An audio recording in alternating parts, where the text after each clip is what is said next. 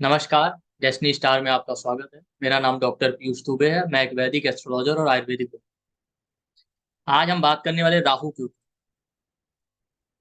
तो सबसे पहली बात मैं आपको बताना चाहूंगा, राहु सबसे ज्यादा बेनिफिक प्लेनेट है, सबसे ज्यादा शुभ ग्रह राहु है। जी हाँ, मेरे स्टेटमेंट ऐसे ही कॉन्ट्रोवर्शियल हो, लेकिन मैं बिना लॉजिक के नहीं कहता। आप आज तक आप सुनते हैं राहु पापी ग्रह है, मेलेफिक प्लेनेट है, मेलेफिक प्लेनेट है, ये एक साइड। कभी भी कोई प्लेनेट, कोई राशि या एस्ट्रोलॉजी के बारे में कुछ भी जानना है तो केवल एस्ट्रोलॉजिकल टेक्स्ट में नहीं, वैदिक शास्त्रों को पढ़िए। तो आज मैं आपको बताऊंगा राहु क्यों सबसे शुभ है और उससे रिलेटेड क्या क्या प्रेडिक्शन। तो जब आप राहु के बारे में पढ़ेंगे तो पता चलेगा कि राहु एक्चुअली सबसे बेनिफिक प्लेनेट। हमने उसे केवल ऐसा ले रखा कि नहीं नहीं वो मेलेफिक है, पापी ग्रह है। तो सबसे पहला प्रेडिक्शन, राहु जिस भाव में बैठे वो आपको लॉन्ग लास्टिंग फेम दे सकता है। वहां पे आप डेस्टिन्ड है फेम पाने के लिए, फेम, पॉपुलैरिटी। वो चीज आप पास्ट लाइफ से कहें या बाई बर्थ आप लेकर आए, वहां पे आपको कोई नहीं रोक सकता। अब इसका मैं आपको लॉजिक देता हूँ। देखिए, कुछ लोग कहते हैं कि राहु ने अमृत पी लिया था ना, वो धोखे से पिया। नहीं, धोखे से नहीं पिया। जब आप पूरा स्टोरी पढ़ेंगे, आप वामन पुराण, नारद पुराण, ठीक है, और अग्नि पुराण में जाएंगे, बहुत सारे पुराणों को पढ़ेंगे तो आपको पता चलेगा एक्चुअली जब राहु का देव का बर्थ हुआ था तो उनको ये वरदान था। जब राहु देव का बर्थ हुआ था तो नारद जी आए उनकी माता पिता के पास। राहु की माता का नाम सिंहालिका था, उनके पिता का नाम विप्रचित्ति था, जो दैत्यों के राजा थे। तो नारद जी उनके पास आए, उन्होंने कहा इस पुत्र को मुझे दे दीजिए, क्योंकि ये दानव वंश में पैदा हुआ यही पुत्र है जिसके पास अमर होने का सामर्थ्य। राक्षसों में यही एक ऐसा है जो अमर होने का सामर्थ्य रखता है और अमरता को प्राप्त प्राप्त करेगा। जिसे आप मुझे दे दीजिए, मैं इसका मार्गदर्शन। और फिर राहु ने शुक्राचार्य जी के साथ रह के ज्ञान अर्जित किया और शिव जी की तपस्या की। तब शिव जी ने उन्हें अमर होने का मार्ग बताया था, और शिव जी ने उनसे कहा था कि तुमने मेरी तपस्या की है तो मैं तुम्हें बताता हूँ कि समय आने पे जब समुद्र मंथन होगा, तब जब अमृत बांटा जा रहा होगा तो तुम देवताओं की लाइन में बैठ जाओ और अमृत पान कर लेना और अमरता को प्राप्त करोगे, और फिर मैं तुम्हें नौ ग्रहों में स्थापित करूँ। तो उसको बाई बर्थ ये वरदान था। और भी बहुत सारी स्टोरी है, मैं पूरी स्टोरी नहीं बता रहा हूँ, लेकिन एक्चुअली ये था। तब उन्होंने बहुत कठोर तपस्या की। और शिव जी ने यह भी कहा था कि ये जो मार्ग मैंने तुम्हें बताया ये किसी से तुम्हें कहना नहीं है। समय आने पे जब समुद्र मंथन होगा तब अपने आप ही हो जाएगा। अब हुआ भी ऐसा ही। तो राहु को पहले से पता था, नारद जी ने पहले ही बता दिया था कि अमरता को प्राप्त करेंगे, और उन्होंने शिव जी की तपस्या करके ये वरदान उनसे ले लिया था। तो राहु जिस हाउस में बैठे वो साइन को देखिए, उस साइन के सिग्निफिकेशन, हाउस के सिग्निफिकेशन, प्लेनेट के साथ बैठा प्लेनेट के सिग्निफिकेशन, वो आपको फेम देगा। आपको फेम चाहिए नहीं होता, आप कभी भी देखिए, खुद फेम आपके पास चल के आती है कहीं ना कहीं से एक्सीडेंटल। फिर आप उस पर मेहनत भी करते हैं, ऐसी बात नहीं।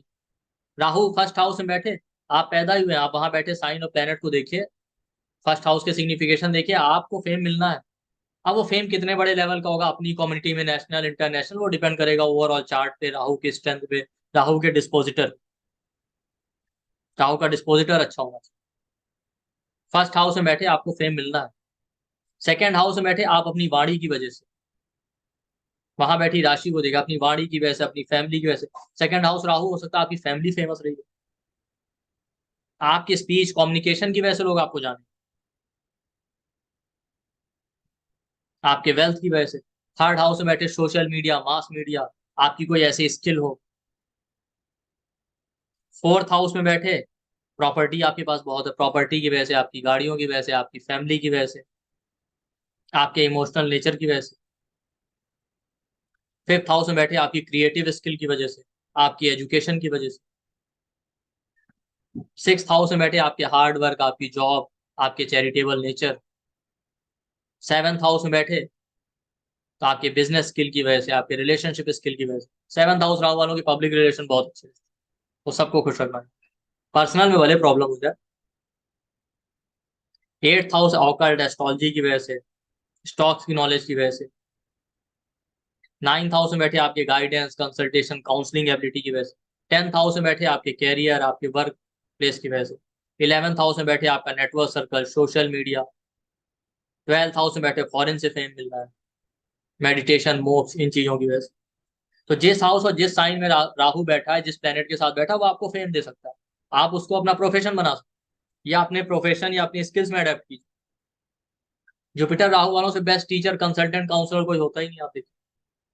वीनस राहु बैठा, सोशल मीडिया यूज कीजिए, फेम मिलेगा अपने लुक्स, ब्यूटी की वजह से। लेकिन सबसे बड़ी बात होती है कि अब दूसरा साइड देखिए, कि राहु जिस हाउस में बैठा हो तो वहां आपको फेम नहीं चाहिए होता। वो आपके पास खुद चल के आती है, फिर आपको रियलाइज होता है कि नहीं, ये हमारी जिम्मेदारी है इस काम। फिर वो आपकी रिस्पॉन्सिबिलिटी बन जाती है। तो दूसरा प्रिडिक्शन, राहु जिस हाउस में बैठे, ना वहां आपके कंफर्ट, आपको कंफर्ट चाहिए, ना लग्जरी चाहिए, ना भोग विलास, फेम भी नहीं चाहिए। बट वो चीजें आपके पास खुद चल के आएंगी, आप अवेयर नहीं होते, आपके पास आ जाती है। फिर आपको समझ आता है कि ये मेरी रिस्पॉन्सिबिलिटी, ये मुझे करना है। तब आपको समझ में आता है कि अपनी कम्युनिटी में, अपने फैमिली में केवल आप ही हैं जो इस काम को कर सकते। तो राहु जिस हाउस में बैठेगा, वहां पे आप हमेशा ध्यान रखिए उस हाउस और साइन को चेक। वो चीजें आपको चाहिए नहीं, वो मेटेलिस्टिक चीजें आपको बिल्कुल नहीं चाहिए। आप उनसे खुद दूर भागना चाहते हैं, बट आप उसको छोड़ नहीं पाते, क्योंकि वो आपकी रिस्पॉन्सिबिलिटी बन जाती है। और साथ ही साथ राहु जिस हाउस में आएगा, जिस साइन और जिस प्लेनेट के साथ होगा, आप जो काम करेंगे वो आपके जानने वाले में कोई नहीं कर सकता। आपकी फैमिली, आपके नोन में किसी के पास वो कैपेसिटी नहीं है करने की। इसलिए आपकी रिस्पॉन्सिबिलिटी। क्यों? अब इसका भी स्टोरी में बता। लोग राहु को लग्जरी, ऑब्सेशन से रिलेट करते हैं, वो नेगेटिव साइड है केवल राहु। आप देखिए, राहु जब हुआ था ना, उनके माता पिता राजा रानी, लेकिन नारद जी ने कहा ले गए शुक्राचार्य जी के आश्रम में, बचपन से वो वहीं पे रहे। और उन्होंने कठोर साधना, तपस्या की, और सबसे अच्छे शिष्य थे, बहुत ज्यादा ज्ञान था राहु के। शुक्राचार्य के वो सबसे प्रिय शिष्य थे, और हमेशा उनके आश्रम में रहे, और अपने गुरु के साथ बहुत डिवोटेड रहे। वो कहीं और गए नहीं।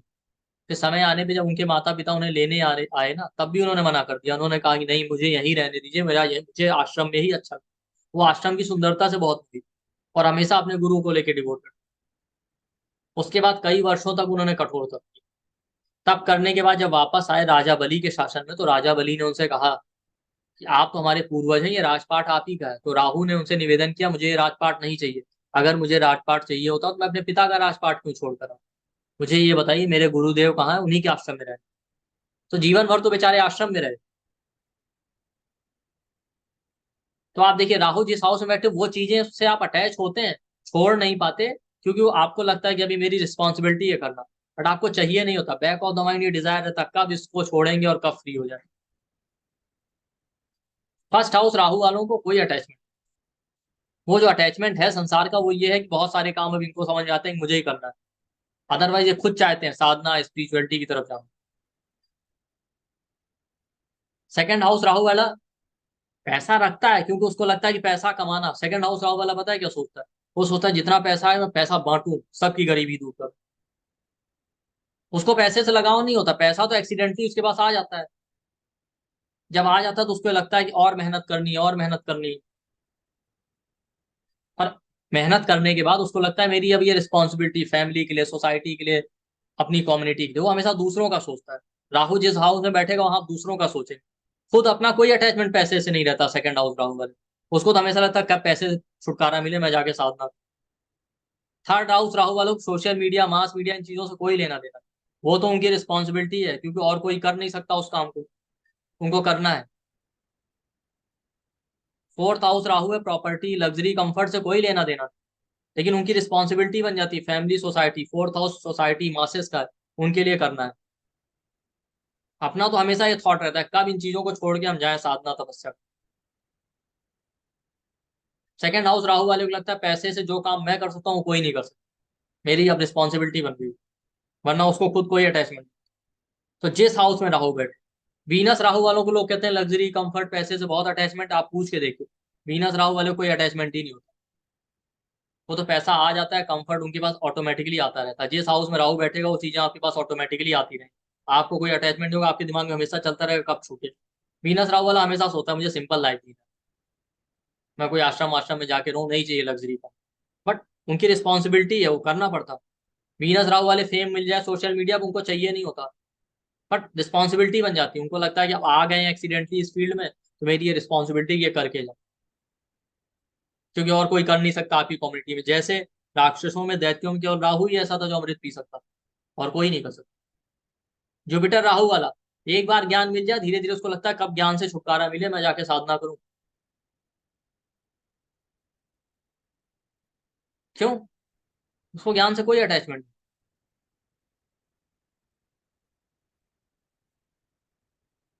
तो जिस हाउस जिस प्लेनेट के साथ राहु बैठे उसको आप खुद छोड़ना चाहते हैं, छोड़ नहीं पाते, क्योंकि वो आपकी लाइबिलिटी बन जाती है। आप खुद जाके साधना तपस्या करना चाहिए। इसलिए आप देखिए, सन राहु, मून राहु, लगन लॉर्ड के साथ राहु, ये लोग हमेशा अकेले रहना चाहते हैं, शांत जगह पे रहना चाहते हैं। और ऐसे लोग जिनका राहु प्रोमिनेंट हो, सन राहु, लगन राहु, मून राहु, ये लोग हमेशा जप तप कर्म कांड इन चीजों में बहुत इंटरेस्ट रखते हैं, बहुत स्पिरिचुअल होते हैं। जितने स्पिरिचुअल लोग होंगे उनके चार्ट में आपको राहु प्रोमिनेंट, और जितने स्पिरिचुअल लोग होंगे या जिनके चार्ट में राहु प्रोमिनेंट होगा वो सब शिव जी के बहुत बड़े भक्त होते हैं। लगन राहु, मून राहु, सन राहु, लगन लॉर्ड के साथ राहु, आत्मकारक राहु, एक्सट्रीम डिवोटेड। यहाँ से एक रेमेडी भी निकल के आता है। जिस हाउस में राहु बैठा है वहां पे आपकी प्रॉब्लम केवल शिव जी सॉल्व कर सकते हैं, क्योंकि राहु को फेम का मार्ग उन्होंने बताया।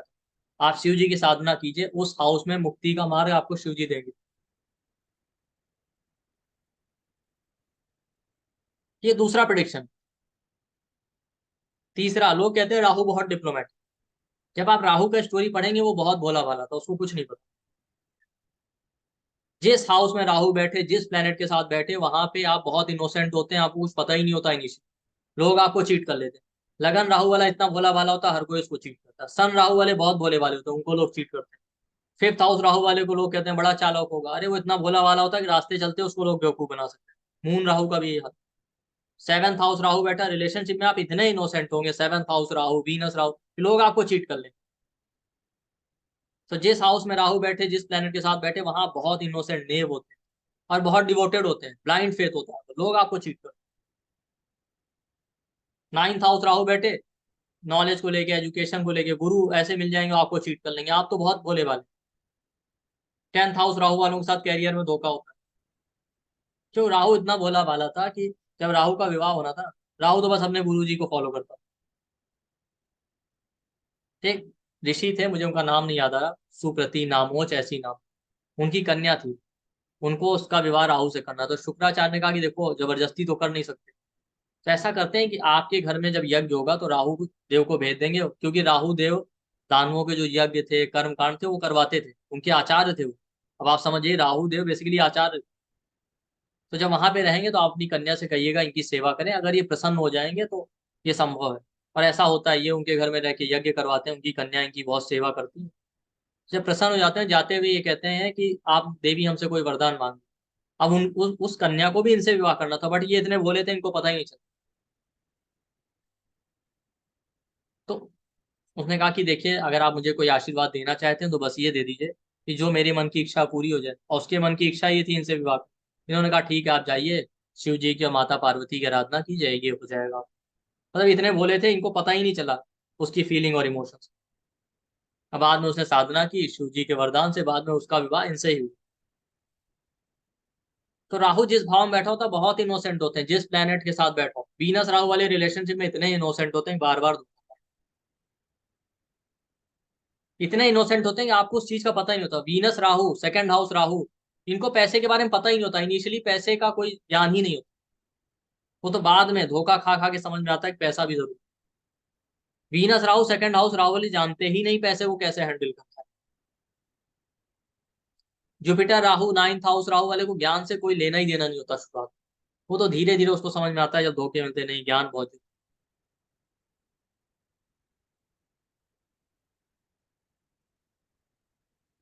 एक और प्रिडिक्शन राहु, आज मैं प्रूव करके मानूंगा कि राहु सबसे शुक्र है। एक प्रिडिक्शन राहु का है कि राहु जिस हाउस में बैठे, जिस प्लेनेट के साथ बैठे, लोग समझते हैं कि ये इस एरिया में हर इंसान शॉर्टकट लेता है। लगन राहु, सन राहु वालों को लोग समझते हैं अरे ये बहुत डिप्लोमेटिक है, शॉर्टकट मारता है। बिल्कुल गलत बात। प्रिडिक्शन ये है कि जिस हाउस में राहु बैठे, जिस प्लेनेट के साथ बैठे, वहां पे बहुत स्ट्रगल करवाएगा इनिशियली, बहुत हार्ड वर्क कर, तब जाके वो सक्सेस मिलती है।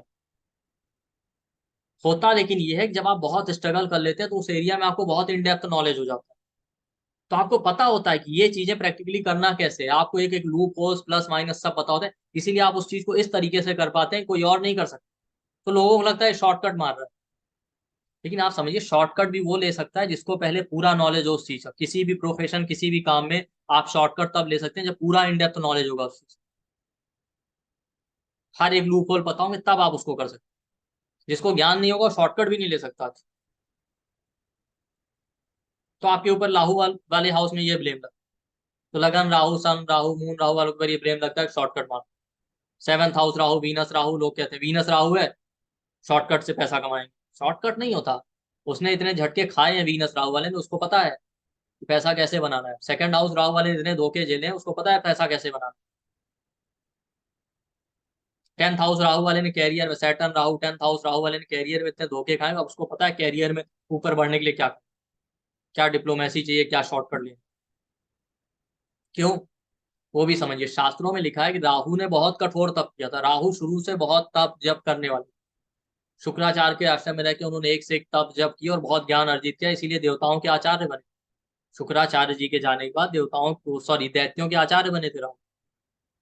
अमृत पाने के लिए उन्होंने इतनी कठोर तपस्या की, कई युग बीत गए थे। जब तपस्या करके वापस आए तो उनको, उन्होंने पूछा मेरी बेटी, मेरी पुत्री, मेरी पत्नी कहाँ, तो पता चला वो सब तो जा चुके हैं संसार से, कई युग बीत चुके हैं, अब आपको होश आया।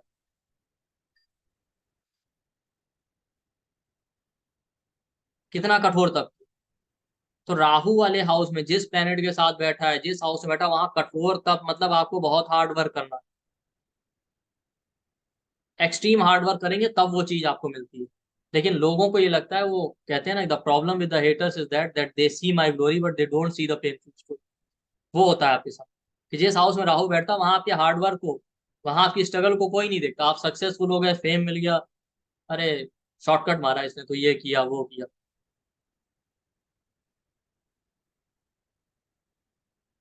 कि एक और प्रिडिक्शन है राहु। तो राहु का रेमेडी ये है कि आप देखिए जहां राहु बैठा है, बस शिव जी की आराधना कीजिए, वही आपको मार्ग दिखा सकता है। दूसरा, तप कीजिए, आपको हार्ड वर्क करना है तभी सक्सेस मिलेगी। ये राहु का स्टोरी है। और यही दो रेमेडी है जो सबसे इफेक्टिव है राहु। आप लोगों के लिए एक इंपॉर्टेंट अनाउंसमेंट है कि हमारा 25 डे का क्लास आ रहा है प्रोफेशनल एस्ट्रोलॉजी के ऊपर, जो कि बेसिक से प्रोफेशनल तक पूरा उसमें कवर करेंगे हम लोग। ये 25 डे का क्लास होगा। क्लासेस 3 नवंबर को स्टार्ट होंगी, 3 नवंबर से 30 नवंबर तक के बीच में क्लास होगा, जैसा कि पोस्टर में दिया हुआ है। तो 3 नवंबर से स्टार्ट करेंगे और 30 नवंबर तक, और क्लासेस 7 PM से 8:30 PM तक होंगी। क्लासेस जो है मंडे से सैटरडे कंटिन्यू जो है 5 डे 6 डे क्लास होगी, संडे ऑफ रहेगा। तो ध्यान रखिएगा, ये क्लास 3 नवंबर को स्टार्ट हो रहा है और 30 नवंबर तक चलेगा। और इसमें हम लोग बेसिक से लेके पूरा कवर करेंगे। इसका जो एनर्जी एक्सचेंज है वो 33,333 है। और इसमें रिकॉर्डिंग, सर्टिफिकेट और PDF आपको सब कुछ मिलेगा। और जैसा कि आपको पता है कि हमारे यहाँ इनिशियली हम लोग अच्छा खासा डिस्काउंट डिस्काउंट देते हैं। कम से कम आपको जो है 60-70% तक डिस्काउंट इनिशियली अवेलेबल रहता है, तो आप इसका बेनिफिट उठा सकते हैं। इसमें हम लोग पूरा बेसिक से कवर करेंगे, हाउस, साइन, प्लैनेट, कंजंक्शन को कैसे रीड करना है, प्लैनेट की डिग्री है, अलग अलग योग है, मारक है, बाधक है, रेट्रोग्रेड, जो अलग अलग कॉन्सेप्ट होते हैं वो सारे हम इसमें स्टडी करने वाले हैं, अलग अलग योगों को। फिर इसके बाद delay marriage, denial marriage, divorce के क्या कॉम्बिनेशन होते हैं, फिर मैरिज का टाइम कैसे करना है, डाइवोर्स को कैसे टाइम करना है, ये सब हम देखेंगे। एक्स्ट्रा मैरिटल अफेयर, रिलेशनशिप में चीटिंग के क्या योग होते हैं, और अलग अलग रिलेशनशिप के प्रॉब्लम के लिए क्या रेमेडी करें। और इसमें हम लोग लगन चार्ट, मून चार्ट और नौमांस चार्ट, उन सबको यूज करेंगे। इसके बाद प्रोफेशन की बात करेंगे, कौन सा सुटेबल प्रोफेशन है वो कैसे देखें, जॉब, बिजनेस, किस में सक्सेस मिलेगी, अलग अलग प्रोफेशन, गवर्नमेंट जॉब, इन सब के लिए अलग अलग क्या कॉम्बिनेशन होते हैं वो हम देखेंगे। करियर में ब्रेक्स है, अप्स एंड डाउन है, लॉस है, इसके क्या योग होते हैं, ऑफिस पॉलिटिक्स के क्या योग होते हैं, ये सारा हम स्टडी करेंगे। फिर उसमें हम लोग जॉब का टाइमिंग, जॉब लॉस का timing, promotion, increment, success, opportunity कब मिलेगा, उसको कैसे टाइम करना, ये देखेंगे। इसमें भी हम लोग लगन चार्ट, मून चार्ट, नौमांस चार्ट और D10 चार्ट, दशांश चार्ट भी यूज करेंगे। इसके बाद चाइल्ड वर्क का प्रॉब्लम कैसे देखें, डिले से होगा चाइल्ड वर्क की नहीं होगा, और उसमें भी चाइल्ड वर्क का टाइमिंग कैसे करना है, उस फिर चाइल्ड बर्थ को लेके कोई प्रॉब्लम आ रहा है तो उसको कैसे हम लोग उसका रेमेडी कैसे करेंगे ये देखेंगे। इसमें भी हम लोग लगन चार्ट, मून चार्ट और नौमांस चार्ट, साथ में D7 चार्ट आपका जो कि सप्तांश चार्ट होता है वो भी देखेंगे। फॉरेन ट्रेवल सेटलमेंट के क्या योग हैं वो हम देखेंगे। प्रॉपर्टी परचेज के क्या योग होते हैं ये हम देखेंगे। इसके लिए भी हम लोग लगन, मून और नौमांश के साथ साथ आपका D4 चार्ट भी देखेंगे। साथ में फॉरेन ट्रेवल को टाइम करना है, आपका प्रॉपर्टी परचेज, गाड़ी परचेज, इन सब का टाइमिंग कैसे करना है ये हम देखेंगे। आरूढ़ लगन, उत्पद लगन का क्या यूज होता है हम देखेंगे। और साथ में अलग अलग एग्जाम्पल चार्ट लेंगे। नौमांस को मैरिज के अलावा भी डिटेल में स्टडी करेंगे, बाकी चीजों के लिए भी। आत्मकारक का क्या रोल होता है उसको कैसे स्टडी करना है ये हम देखेंगे। और टाइमिंग के लिए महादशा, अंतरदशा का यूज, ट्रांजिट का use, Saturn, Jupiter, Rahu, Ketu, उन सबको हम लोग स्टडी करेंगे। और कैसे प्रैक्टिकली कंसल्टेंसी करना होता है ये भी हम देखेंगे, और अलग अलग प्रॉब्लम का रेमेडी भी। और इसमें विद एग्जांपल चार्ट हम लोग चीज़ों को स्टडी करेंगे। तो ये पूरा डिटेल में हम लोग इसमें कवर करने वाले हैं। और इसका रिकॉर्डिंग सर्टिफिकेट मिलेगा। और जैसा मैंने कहा कि हमारे यहाँ इनिशियली हैवी डिस्काउंट होता है, कम से कम हम लोग 60-70% तक डिस्काउंट देते हैं। तो आप उसका बेनिफिट उठा सकते हैं उस डिस्काउंट ऑफर का, अगर आप इनरोल करना चाहते हैं। हमारे डिस्काउंट ऑफर के बारे में अगर जानना चाहते हैं तो वीडियो के डिस्क्रिप्शन बॉक्स या कमेंट सेक्शन में जाइए, वहाँ आपको पूरा कोर्स का डिटेल मिल जाएगा। वहाँ पे जो भी डिस्काउंट ऑफर होगा इनिशियली उसका भी इन्फॉर्मेशन मिल जाएगा। ठीक है। और अदरवाइज पोस्टर पे हमारा नंबर है 9990369555, यही वीडियो के डिस्क्रिप्शन बॉक्स और कमेंट सेक्शन में भी है। आप उस पर कॉल या व्हाट्सअप करके फर्दर इंक्वायरी कर सकते हैं। डिस्काउंट ऑफर, पेमेंट डिटेल का इन्फॉर्मेशन लेके आप इनरोल कर सकते हैं। तो अगर आप में से कोई भी एस्ट्रोलॉजी सीखने में इंटरेस्टेड है, चाहे वो प्रोफेशनली कंसल्टेंसी करना चाहता है या अपने लिए सीखना चाहता है, तो ये एक अच्छा अपॉर्चुनिटी है उसके लिए। आप लोगों को लग रहा होगा 25 डे में कैसे कवर कर लेंगे, तो हम ऑलरेडी पहले भी ये कोर्सेज कर चुके हैं, हमारे स्टूडेंट हमसे कर चुके हैं। ठीक है। हमने कोर्स का स्ट्रक्चर ही इस तरीके से बनाया है कि जो प्रैक्टिकल टॉपिक है, जैसे बेसिक चार्ट रीडिंग है, relationship, child birth, career, foreign travel, settlement, आपका जो है प्रॉपर्टी और टाइमिंग, रेमेडी, इनको ही कवर किया है। ठीक है। पास्ट लाइफ, पेंडिंग कर्मा, ये इसका पार्ट नहीं रखा जो कि आपसे लोग नॉर्मली पूछने आते हैं कंसल्टेंसी में भी और डे टू डे लाइफ में भी। ठीक है। तो इस तरीके से कोर्स को डिजाइन किया गया कि आप प्रोफेशनली करना चाहते हैं, 25 डे का कोर्स करके आप आराम से प्रोफेशनली एस्ट्रोलॉजी कर सकते हैं एज अ प्रोफेशनल, या अपने लिए भी सीखना चाहते हैं तो भी आपके लिए अच्छा अपॉर्चुनिटी है। और साथ ही साथ कम टाइम में इकोनॉमिकल प्राइस में आपको ये अपॉर्चुनिटी मिल रहा है। तो आप सब लोग जिसको भी इंटरेस्टेड है इस ऑफर का बेनिफिट उठाइए और इस कोर्स को ज्वाइन कीजिए। तो राहु केतु ये पहले स्वर भानु। अब यहां से आप समझिए, स्वर भानु, इसका अगर आप विच्छेद करें तो दो शब्दों से मिलके बना, स्वर और भानु। स्वर का मतलब होता है वॉइस, भानु जो है सिनोनिम है सूर्य का। ठीक। तो जब राहुदेव पैदा हुए थे तो उनकी चमक, उनका तेज बिल्कुल सूर्य की तरह, उनकी वॉइस भी वैसी ही थी, सूर्य की तरह अथॉरिटेटिव, बोल्ड। और जब वो पैदा हुए तो उसके कुछ क्षण बाद ही ना उन्होंने सूर्य देव की तरह अथॉरिटेटिव या बोल्ड स्पीच में अपने माता पिता और अपने भाई को नमन किया। इसीलिए उनके माता पिता ने इनका नाम स्वर भानु, और उनकी माता स्वयं भी सूर्य की शिष्या थी। तो इससे पता चलता है कि राहु के अंदर बहुत सारी क्वालिटी सूर्य वाली, सूर्य जैसा तेज है, सूर्य जैसा बोल्ड एटीट्यूड है। अब इसी स्टोरी का एक दूसरा पार्ट, कि जब राहु देव ने तपस्या की थी शंकर जी की अमरता का वरदान पाने के लिए, शंकर जी ने जब उन्हें वरदान दिया था तो शंकर जी ने उन्हें स्वयं कहा था, मैंने लास्ट टाइम भी आपको बताया, कि जब समुद्र मंथन के बाद अमृत वितरण हो रहा होगा तो देवताओं की पंक्ति में सभी लोग बैठे, उसमें सूर्य और चंद्रमा साथ में बैठे, तो चंद्रदेव सूर्य देव का ताप सहन नहीं कर पाएंगे, वो उनसे कुछ दूर हो जाएंगे। तो उसकी वजह से जो बीच में स्पेस बन जाएगा सूर्य और चंद्र के बीच में, उसके बीच में आप बैठ जाइएगा, क्योंकि आपके अंदर वो क्षमता है कि आप सूर्य के ताप को सहन कर सकते हैं।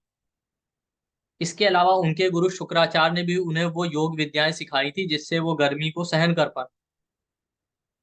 तो केवल राहु है जो सूर्य के ताप को सहन कर सकता है। इसीलिए आपकी कुंडली में, आपके चार्ट में राहु जिस प्लेनेट के साथ बैठे, जिस ग्रह के साथ बैठे, जिस हाउस में बैठे, जिस राशि में बैठे, वहां पे देखिए कुछ भी इनजस्टिस हो रहा होगा ना, तो आप ही केवल अपने बॉस, अथॉरिटेटिव लोगों को वहां पे आप ही चैलेंज कर पाओ। 10th house Rahu, Capricorn Rahu वाला ऑफिस में कुछ भी गलत हो रहा होगा, अपने बॉस को, अपने हाई अथॉरिटी वाले लोगों को चैलेंज कर सकता है।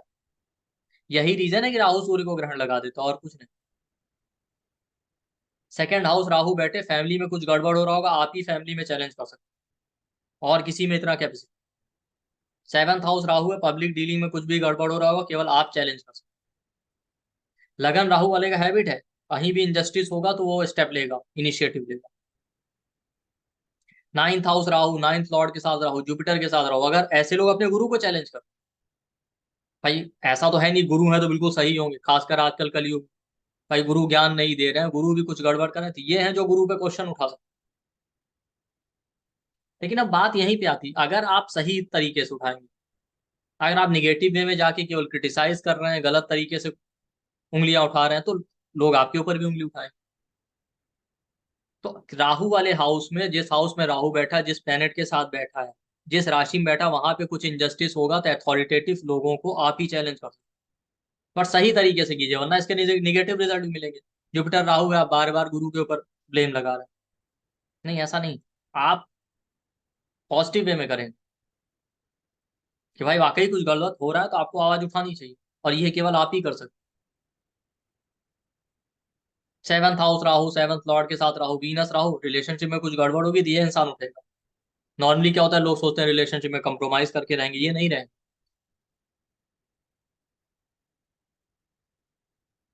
लेकिन अब इसका एक और साइड, कि एकदम से हम चैलेंज नहीं करते अथॉरिटी। जिस भी हाउस में राहु बैठता है वहां पे, या जिस प्लेनेट के साथ बैठे, पहले वहां बहुत डिवोटेड होते हैं, एक्सट्रीमली डिवोटेड होते हैं, लेकिन फिर भी डिवोटेड होते हुए भी जब हमें धोखा मिलता है, चीटिंग मिलता है, तो हम ही ऐसे हैं जो उठ खड़े होते हैं और इनिशिएटिव लेते हैं। वीनस राहु वाला रिलेशनशिप में बहुत डिवोटेड होता है, लेकिन जब लोग उसको बार बार चीट करते हैं तब वो डिप्लोमेटिक होता है। जुपिटर राहु वालों को गुरु धोखा देते हैं, गुरु उनको ज्ञान ही नहीं देते, या उनको जल्दी ज्ञान देते ही नहीं लोग। जब बार बार उन्हें, वो डिवोटेड होते हैं गुरु को लेके, लेकिन नहीं मिलेगा तब वो इनिशिएटिव लेंगे, कहीं से भी मुझे इसे गेन करना है, कितनी भी मेहनत है। क्यों? क्योंकि राहु हमेशा अपने गुरु के साथ रहे और बहुत डिवोटेड थे, उन्होंने कभी गुरु को छोड़ा ही नहीं। इससे आप देखिए कि जिस हाउस में राहु बैठे वहां बहुत डिवोटेड होते हैं। Second house Rahu, second Lord के साथ राहु, फैमिली के लिए जान छिड़क देंगे। बट जब देख लेंगे बार बार बार बार कि फैमिली ही साथ नहीं दे रही, तब ये डिप्लोमेट। तो आप जिस हाउस में राहु हो, जिस प्लेनेट के साथ हो, वहां आपके अंदर कैपेसिटी है अथॉरिटी को चैलेंज करने की, अगर कुछ इनजस्टिस हो रहा है। लेकिन आप तभी करते हैं, पहले आप डिवोटेड होते हैं, ये बात फैक्ट है। जब बार बार टॉलरेट करने पे भी ऐसा होता रहता है इनजस्टिस, तभी आप चैलेंज। तो जिस हाउस में राहु बैठे आप बहुत डिवोटेड होते हैं, लेकिन आपके साथ फिर भी धोखा होता है। और जब बार बार धोखा होता है तभी आप इनिशिएटिव लेके अथॉरिटेटिव फिगर को चैलेंज करते हैं। ये प्रिडिक्शन। अब और देखिए,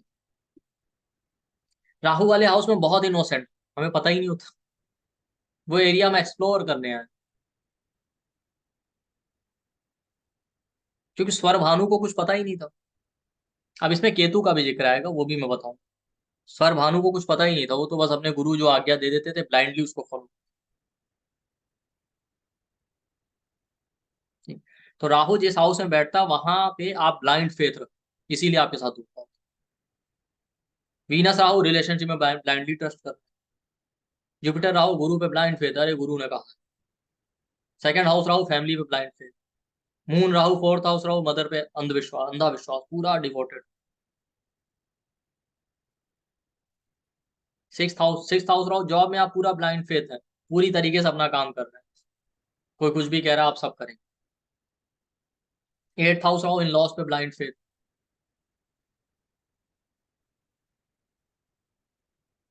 ट्वेल्थ हाउस राहु, आप देखिए, फॉरेनर पे। ट्वेल्थ हाउस आपकी ग्रैंड मदर का हो,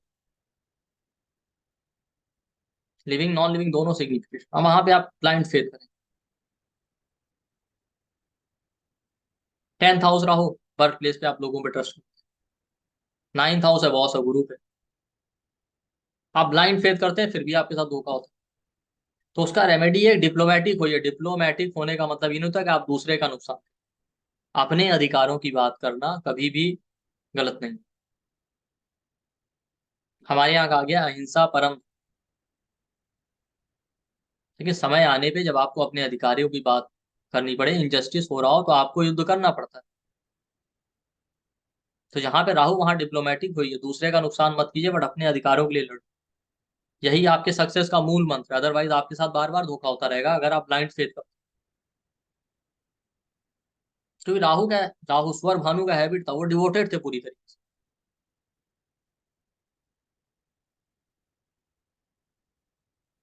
तो जिस प्लेनेट और जिस हाउस में राहु बैठे वहां ब्लाइंड फेथ मत रखिए, डिवोटेड है। ये एक बेस्ट रेमेडी है। और देखिए, राहु जिस हाउस में जिस प्लेनेट के साथ बैठे वहां हायर गोल के लिए, इसीलिए वहां के लिविंग सिग्निफिकेशन से वो आपको डिटैच कर देते। क्यों? राहु को अमरता मिलनी थी, इसीलिए उसे परिवार से अलग होना पड़ा, शुरू से आश्रम में रहना पड़ा शुक्राचार्य जी। फिर उसके बाद एक समय आया कि वो शुक्राचार्य जी से बहुत अटैच था। लेकिन हुआ क्या, फिर उसे शंकर जी की साधना करने जाना पड़ा कई वर्षों के लिए। शुक्राचार्य जी फिर उससे भी वो दूर हुए। फिर जब वो वापस आए तो उसके कुछ टाइम बाद जो है शुक्राचार्य जी वापस कैलाश पे चले गए। उन्होंने कहा कि अब आप ही संभालिए दैत्यों के गुरु का पदभार। क्यों? क्योंकि वो हायर गोल के लिए आया। तो जिस हाउस में राहु बैठा, जिस प्लेनेट के साथ बैठा, वहां आप हायर गोल के लिए आए। तो वहां के लिविंग सिग्निफिकेशन से आपका अटैचमेंट तो बहुत हो जाता है, लेकिन वहां से आपको डिटैच होना ही है। सेकंड हाउस राहु आपको फैमिली से डिटैच होना ही है। Fourth house Rahu, moon Rahu mother से दूरी करेगा। Seventh house Rahu, Venus Rahu relationship से आपको दूर ले जाएगा, क्योंकि आपके हायर गोल है। आपको पैसा कमाना है, बहुत सारी वेल्थ कमानी, चैरिटी करना है, ये करना है। Second house Rahu, Venus Rahu वाले पैसा कमाते ही चैरिटी के लिए। उनका गोल होता है बड़े काम, charitable. Tenth house Rahu, tenth Lord Rahu, Saturn Rahu, कोई बड़ा कर्म आपको करना। Ninth house Rahu, ninth Lord के साथ राहु फादर से दूर करेगा, क्योंकि ज्ञान के क्षेत्र में आपको कुछ बड़ा करना है। Jupiter Rahu, Jupiter Rahu ninth Lord Rahu आपको गुरु से अटैचमेंट हो जाएगा, गुरु से दूर कर देगा, क्योंकि ज्ञान के क्षेत्र में आप कुछ बड़ा करने हैं।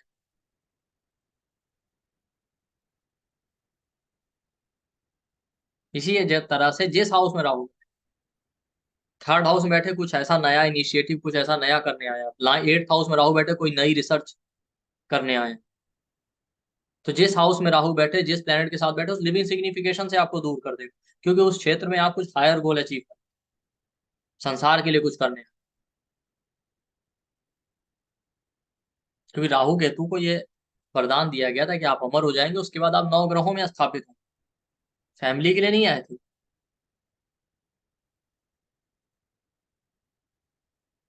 ये याद रखिए। ठीक। इसके अलावा देखिए, जब आप और स्टोरी पढ़ेंगे ना स्वर भानु, तो आपको ये सारे पॉजिटिव रिजल्ट मिलेंगे, तो आपको कर्म भी वैसे ही करने। अब लास्ट टाइम मैंने फेम की बात की कि राहु जिस हाउस में बैठे वहां पे आप डेस्टिन्ड है फेम पाने। लेकिन स्टोरी का दूसरा साइड क्या, कि स्वर भानु का जब जन्म हुआ था ना, तो नारद जी ने कहा था कि ये बालक दैत्य कुल में पैदा हुआ, इसमें सामर्थ है अमर। उन्होंने ये नहीं कहा था कि अमरता आपको ऐसे ही मिल जाएगी बैठे। फिर उन्होंने कहा था अगर इसका सही मार्गदर्शन किया जाए तो आप इसे मुझे सौंप दीजिए उनके माता पिता से।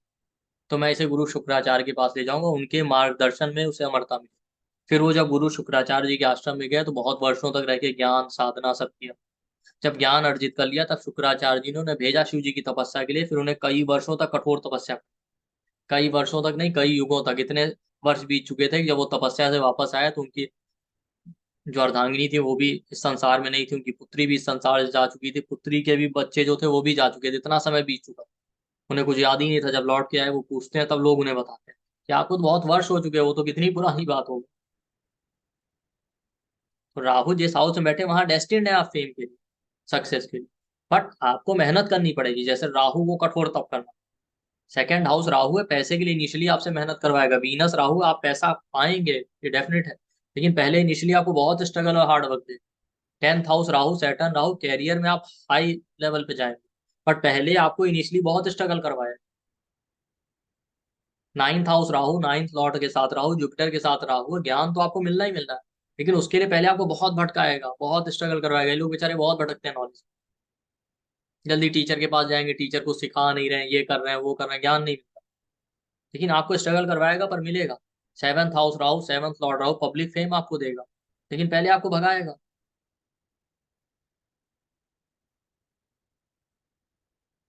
Fourth house Rahu, fourth lord के साथ राहु, प्रॉपर्टी है, गाड़ी सब मिलेगा, पहले आपको भगाएगा।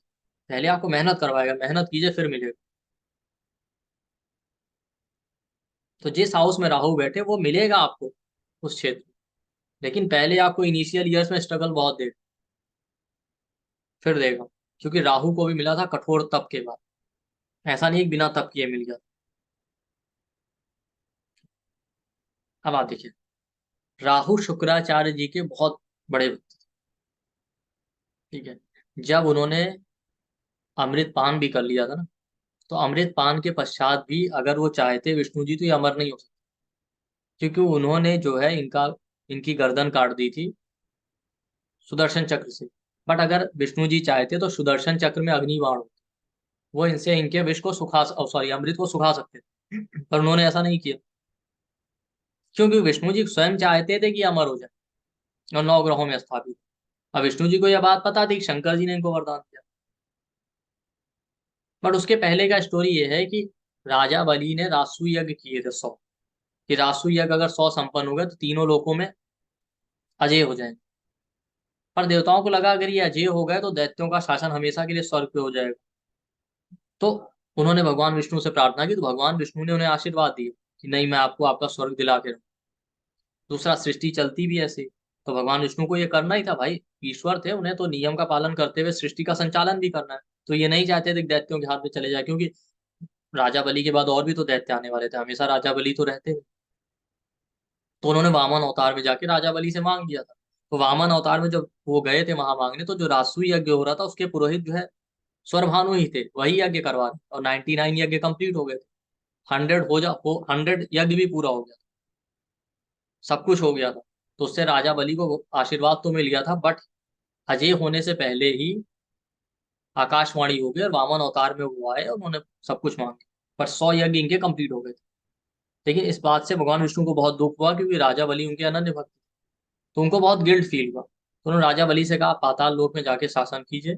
और इस गिल्ट फील की वजह से भगवान विष्णु स्वयं उनके अंगरक्षक के रूप में वहां गए। और राजा बलि को यह बात पता ही नहीं थी कि उनके जो अंगरक्षक है वो भगवान विष्णु, पर स्वरभानु को ये बात पता थी। स्वरभानु ने उन्हें पहचान लिया, पर भगवान विष्णु ने उनको रोक दिया। तो स्वरभानु ने कुछ नहीं कहा, और स्वरभानु ने उनकी स्तुति की और खूब साधना की जब तक भगवान विष्णु वहां पे रहे। एक लंबी स्टोरी। तो भगवान विष्णु की भी उन्होंने बहुत साधना की थी, तो वो शिव जी के साथ साथ भगवान विष्णु के भी भक्त। तो भगवान विष्णु उनकी भक्ति से बहुत प्रसन्न थे। तो बाद में जब भगवान विष्णु वहां से वापस चले आए अपने वैकुंठ धाम, और जब समुद्र मंथन हुआ, तो उन्होंने अमृत तो दे दिया, लेकिन वही है कि उन्होंने देवताओं से पहले ही वो कह चुके थे कि अमृत केवल देवताओं को मिलेगा, ठीक है। तो उनको इसका भी ध्यान रखना था, इसीलिए उन्होंने स्वरभानु का गला काट दिया, पर उसका अमृत नहीं सुखाया, क्योंकि वो उनके भक्त थे स्वरभानु, वो ऐसा नहीं कर सकते थे।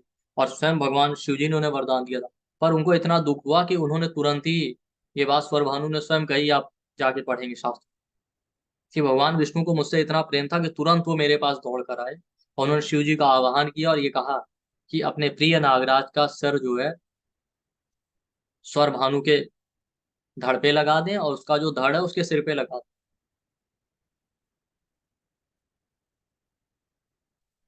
ये पूरा स्टोरी। ये बात स्वर भानु को पता थी, वो भगवान विष्णु के भी अनन्य भक्त थे।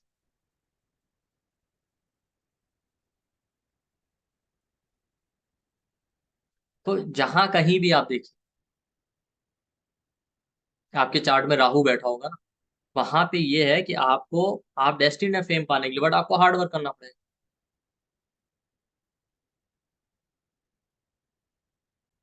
और ये अमृत भी मिला कैसे? शुक्राचार्य जी के मार्गदर्शन से। आप देखिए, इसीलिए जहां पे राहु बैठा होता उसका रेमेडी आपको वीनस से ही मिल सकता है, वहां पे वीनस वाली क्वालिटी है। आप वीनस के भी पॉजिटिव और नेगेटिव दो साइड, लग्जरी, भोग विलास, कंफर्ट, हम उस तरफ चले जाते हैं, इसीलिए राहु देव में नेगेटिव फल देते हैं। पॉजिटिव साइड क्या है? वीनस, शुक्राचार्य बहुत इंटेलिजेंट और एनालिटिकल थे। जुपिटर और वीनस में यही डिफरेंस है, वीनस स्ट्रांग हो इंसान प्रैक्टिकल नॉलेज, फिलोसफिकल नॉलेज होने के साथ साथ प्रैक्टिकल और एनालिटिकल ज्ञान भी। जुपिटर वालों के पास फिलोसफिकल नॉलेज ज्यादा हो। तो जहां पे राहु बैठे वहां पे साथ धोखा नहीं होगा, अगर आप फिलोसफी के साथ साथ एनालिटिकल नॉलेज रखिए, वीनस वाला क्वालिटी रखिए। इसी को डिप्लोमेसी कहते हैं, प्रैक्टिकल और एनालिटिकल और फिलोसफिकल सारा ज्ञान वहां होना चाहिए, जैसा कि स्वर भानु के साथ था। तब आप जीवन में सफल हो सकते हैं। तो ये क्वालिटी वीनस की है, शुक्राचार्य की। शुक्राचार्य उनके गुरु थे, तो आपको भी ये क्वालिटी अडेप्ट करनी पड़ेगी वीनस, सॉरी, राहु वाले हाउस में। वीनस राहु रिलेशनशिप में प्रैक्टिकल अप्रोच रखिए, ब्लाइंड फेथ नहीं। 10th house Rahu, 10th Lord Rahu, Saturn के साथ राहु, प्रैक्टिकल अप्रोच लेके चलिए, कैरियर में कभी डाउनफॉल नहीं। आप ब्लाइंड फेथ कर लेते हैं, 9th house Rahu, 9th Lord के साथ राहु, बॉस पे कभी ब्लाइंड फेथ मत कीजिए, प्रैक्टिकल अप्रोच लेके चलिए।